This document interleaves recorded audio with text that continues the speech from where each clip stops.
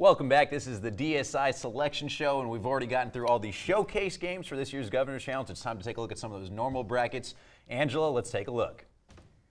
All right, thank you. So let's take a look at all 5 brackets for the Governor's Challenge Session 1 first round matchups that will be taking place on December 26th. In bracket number 1, Largo will play St. Joe's by the Sea out of New York at Y-High, and DC's Theodore Roosevelt will be taking on Parkside at the Civic Center. In bracket 2, Bennett is playing DC's Thurgood Marshall. Thomas Edison out of Virginia will face Easton. Both games will be at the Civic Center as well. Then in bracket 3, Indian Creek will be taking on Hartford Tech. And later, Aberdeen will play Queen Anne's. Both are at Y-High. And in bracket 4, Del Mar and Cambridge will battle it out. And that game will also be at Bennett. And Hartford Christian will face the Salisbury School at Y-High. Then over in bracket 5, Mardella is taking on Virginia's Kempsville. And King's Christian Academy will play Worcester Prep. Both are at the Civic Center. Guys?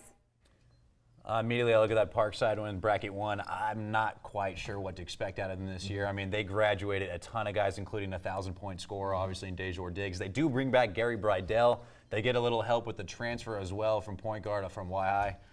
Paul Morgan. Paul Morgan, you guys losing a lot. Transfer. We'll see what kind of happens there. Going over to the other brackets that we got there. Queen Anne's, same deal. I mean, they graduated a ton. Brandon Kavanaugh obviously lit it up last year. Another 1,000-point scorer. He is gone.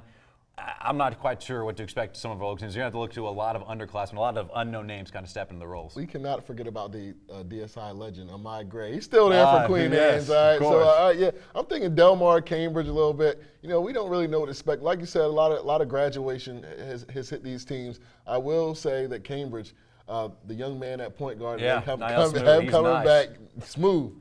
It's not just a nickname. That kid's a smooth guy on the court. Worcester Prep and Mardella. Mardella was a team that lacked a lot last year. We'll have to see what they come back to this year. They got Coach Tucker leading the way. They do bring back a point guard there as well. And Worcester Prep was young and still challenged for the EZAC last year. So I think they should be all right this year as well.